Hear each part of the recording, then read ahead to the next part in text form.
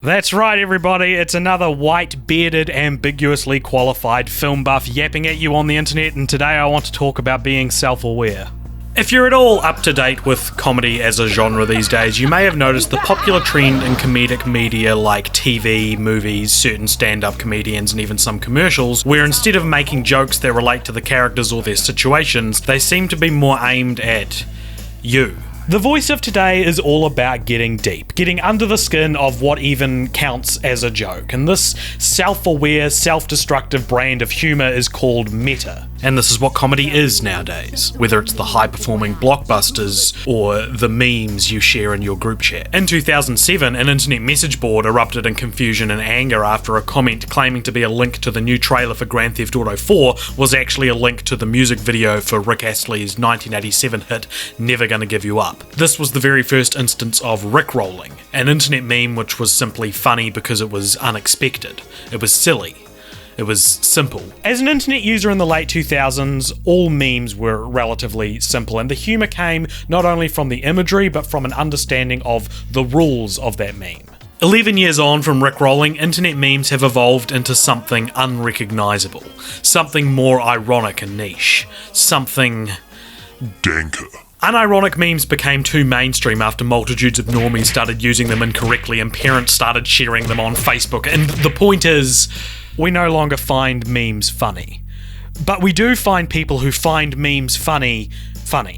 Even when a relatively straightforward meme emerges these days, it doesn't take long for people to start dismantling its format before the entire thing is deconstructed. Now, meta concepts have existed for hundreds of years in art and literature, long before lolcats, so I'm not saying meta humour was born out of memes, but memes certainly reflect societal comedic inclinations of the time. They're the unabashed, unfiltered and up-to-date baseline for what people currently think is funny, and it's no surprise that this trend of undercutting a joke is reflected in Hollywood. Deadpool? Deadpool? What? Why does everybody think I'm Deadpool? Let's try an experiment. Pause this video and go watch Ice Age, or American Pie, or an episode of Scrubs, or any comedy that came out in the 90s or early noughties. Then, after you've finished that, go watch the Lego Movie, or the Lego Batman movie, or the Ghostbusters reboot, or Deadpool 2, or an episode of Community. Assuming you've done all this and come back to this lowly YouTube video 10 to 15 hours later, you may have noticed a stylistic shift, similar to rickrolling and whatever the hell this thing is, between the comedies that people like me grew up on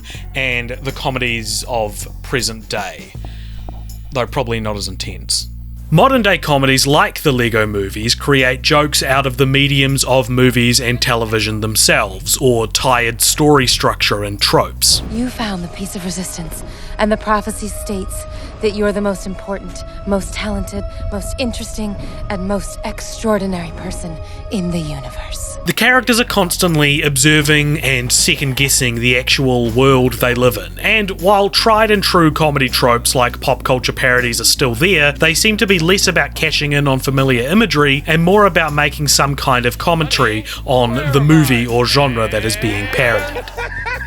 Like classic comedy, the Lego Movie says what we're all thinking, but not about the fictional situation, instead about the movie as a format itself. Characters will say or do something that acknowledges the narrative, but they're still somehow unaware that they're part of a work of fiction. To contrast the Lego Movie with its comedy counterparts from the early 2000s, something like the Ice Age series, for example, created jokes out of the wacky personalities of its characters, moments of slapstick or wordplay, as well as on-the-nose parodies of pop culture, celebrities, and blockbusters. And unlike the Lego movies, these references were just there to be funny. They were a wink and a nudge instead of some kind of comment on comedy or our society. Now, of course, at this point, we have to consider how early to the party Shrek was, an early 2000s comedy which exists now as this weird hybrid of the old ways and the new, with its classic fart jokes and parody constructs being mixed with a self-aware critique on Disney fairy tales. The film literally begins with the hero wiping his ass with a fairy tale, making fun of cliches in the same way the Lego Movie would 13 years later with the broader world of storytelling and pop culture. Listen,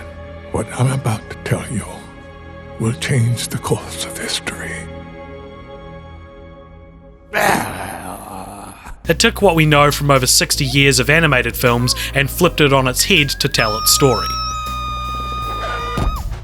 Shrek maybe created a ripple or snowball effect through movies until you arrive at something like the Lego Movie and its contemporaries, all of which have gone really far with that simple technique of hanging a lampshade and making fun of what you would think would be sacred for other movies or stories. 2018 comedies embrace the elephant in the room instead of ignoring it. They'll make jokes at the expense of their own brand if they have to, before you do it for them. No one in the third Ice Age movie, for example, ever made a joke about the hollow nature of animated sequels or how they fare with critics, probably out of fear that audiences may become aware of these issues if they weren't already. Unlike the Lego Batman movie, which dived headfirst into poking fun at DC's own underperforming brand. What am I gonna do? Get a bunch of criminals together to fight the criminals? That's a stupid idea. Or in the more mature world of comedy films, Ryan Reynolds in Deadpool famously maligns his previous attempt at portraying a superhero in Green Lantern. And please don't make the super suit green or animated. But those examples are relatively tongue-in-cheek compared to something like the 2015 Season 6 finale of Community, which sees the characters sitting around discussing what would happen in Season 7 of Their Lives.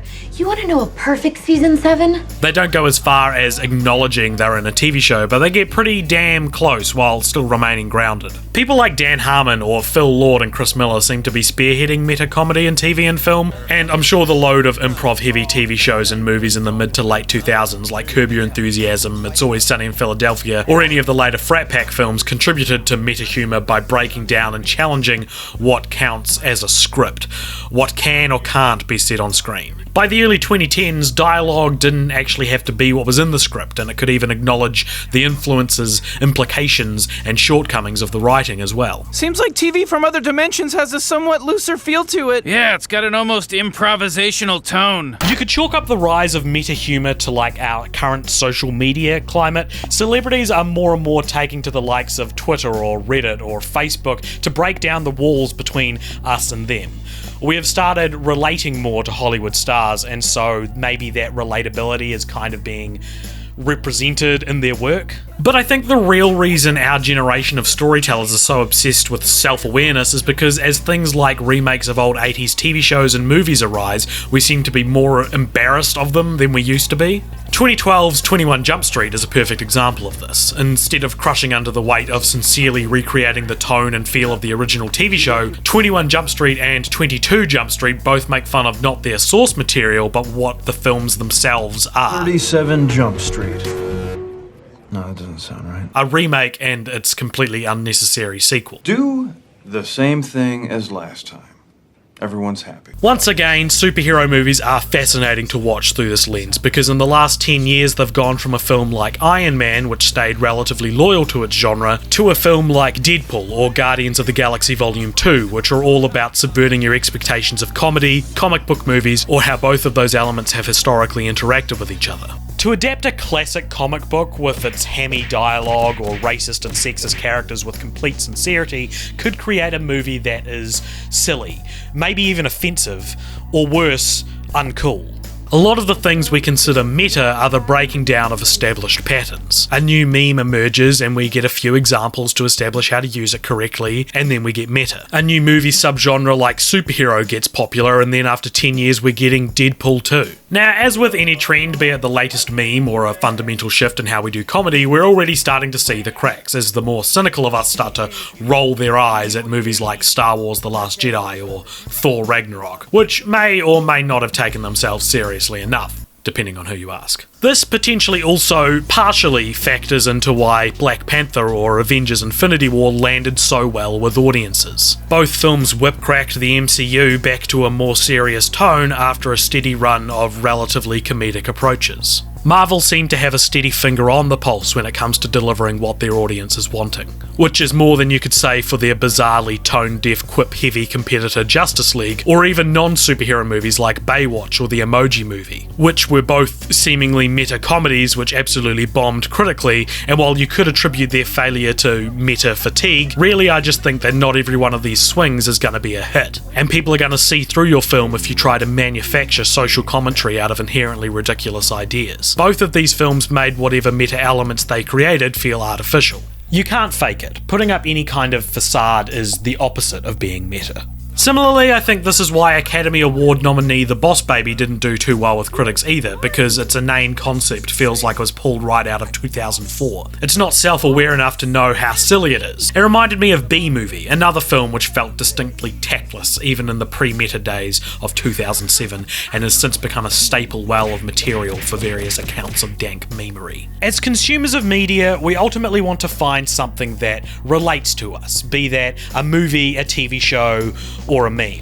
This is why email chain editorial cartoons about married life or vaguely inspirational quotes accompanied by a minion are popular with those from a middle-aged demographic. This is what comedy is to people who grew up with jokes that weren't trying to eat themselves. I don't think the current generation are necessarily smarter than the previous ones, but we probably think we are, and nothing is less funny than your dad's sense of humour. I think this attitude, this slightly elitist approach to what can and can't be comedy, is where meta-humour was born. We've all heard the jokes before, and so now we want to subvert what actually counts as a joke in the first place.